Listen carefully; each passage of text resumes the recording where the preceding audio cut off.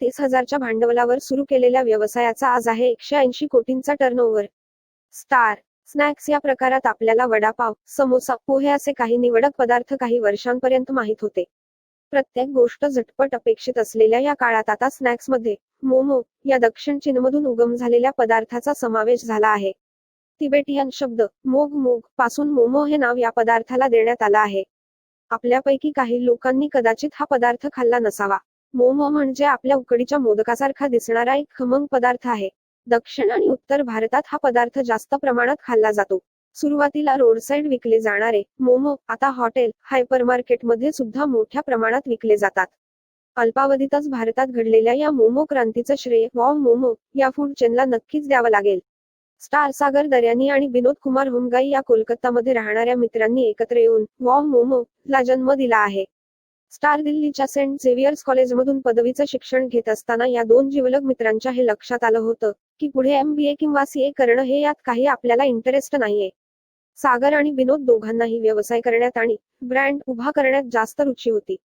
अभ्यासात सरासरी प्रगती असलेले हे दोघेही मित्र कायम एक चांगलं उत्पादन तयार करावं आणि बाजारात आणावं हेच स्वप्न बघायचे. सागर दर्यानी B.Com च्या 3ऱ्या वर्षात शिकत असताना रात्री उशिरापर्यंत मित्रांसोबत बसून अभ्यास करायचे. या मित्रांपैकी विनोद कुमार हा रात्री उशिरा सर्व मित्रांसाठी मोमो तयार करायचा आणि सर्वांना ते खूप आवडायचे. स्टार एका रात्री मोमोचा आस्वाद घेताना मित्रांमध्ये असंच बोलणं झालं की भारतात खाद्यपदार्थांना नेहमीच मागणी असते. पिझ्झा, बर्गरच्या नादी लागलेल्या लोकांना आपण हे मोमो सुद्धा विकू शकतो. स्टार मित्रांनी विचार पक्का केला. 2008 मध्ये मोमोच्या व्यवसायाला मूर्त स्वरूप आणण्यासाठी त्यांनी प्रयत्न सुरू केले आणि स्ट्रॉंग ब्रँड तयार होईल असं एक बिझनेस मॉडेल तयार केलं.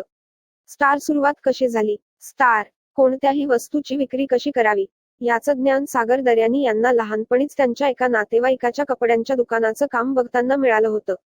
स्वतःचा उद्योग सुरू करताना त्यांना सुद्धा भांडवल उभं करणं सोपं नव्हतं. 30,000 रुपयांच्या भांडवलावर सागर आणि विनोद यांनी वॉव मोमो ची सुरुवात केली. जाहिरात करायला पैसे नव्हते. पॅम्पलेट छापण्यासाठी, वाटप करण्यासाठी लोक नव्हते. जे कोण होते सागर आणि विनोद हे दोघेच. पहिले 6 महिने वॉव मोमो चा रोजचा गल्ला हा फक्त 2,000 रुपयांचा व्हायचा. सागर हे सकाळी 5.30 ला उठून त्या दिवशीच्या मोमोसाठी लागणाऱ्या भाज्या घेऊन यायचे. सामग्री एकत्र केल्यावर मोमो हे सागर यांच्या वडिलांच्या गॅरेजमध्ये बनवले जायचे. घरातील हवाबंद डब्यात सागर मोमो घेऊन बाहेर पडायचे. या जोडीला पहिला मोठा ब्रेक मिळाला तो कोलकाताच्या स्पेन्सर्समधून. स्पेन्सर्सच्या फूड काउंटरवर मोमो विकल्या जाऊ शकतात हे त्यांच्या लक्षात आलं होतं. जाता येता भेटलेल्या प्रत्येक व्यक्तीला मोमोची टेस्ट करायला हे दोघे सांगायचे. चव घेणारी व्यक्ती ही आपल्या स्टॉलवर येणारच ही खात्री सागर दर्यानी यांना होती. सागर आणि विनोद हे शक्य तितक्या कमी पैशात मोमोला स्टोअर पर्यंत न्यायचे. त्यांच्या या मेहनतीचं फळ त्यांना मिळालं. कोलकाता मधील सर्वात मोठ्या साऊथ सिटी मॉलमध्ये त्यांना 90 स्क्वेअर फूट इतकी जागा मिळाली.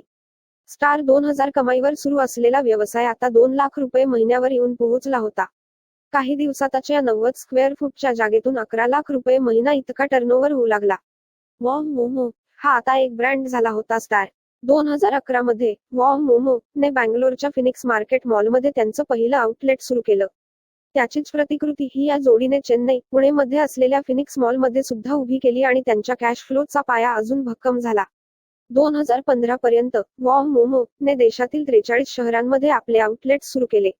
वाढलेला व्यवसाय मॅनेज करण्यासाठी अंजल इन्व्हेस्टमेंटकडून 10 करोड आणि लाईटहाऊस फंड या संस्थेने काही अर्थसहाय्य स्टार वाव मोमो स्टार या ब्रँडला केलं होतं. 2019 मध्ये डॉमिनो आणि बर्गर किंग मध्ये गुंतवणूक करणाऱ्या टायगर ग्लोबलने वॉव मोमो मध्ये गुंतवणूक करायचं ठरवलं. या गोष्टीमुळे या दोघांचाही आत्मविश्वास हा द्विगुणित झाला होता. नोटाबंदीच्या काळात ATMच्या रांगेत उभं असणाऱ्या लोकांना जागेवर मोमो नेऊन देणे अशा काही युक्त्यांनी लोकांचं वॉव मोमो सोबत एक नातं निर्माण झालं. कोरोनामुळे आलेल्या परिस्थितीत सुद्धा वॉव मोमो ला मोठ्या आर्थिक नुकसान सोसावं लागलं होतं.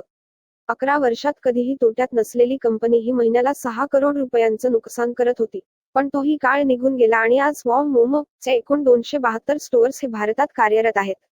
गुणवत्तेवर केंद्रित केलेलं लक्ष आणि सुरुवातीच्या मेहनतीने तयार केलेला ब्रँड या गोष्टींना या दोघांनी श्रेय दिलं आहे.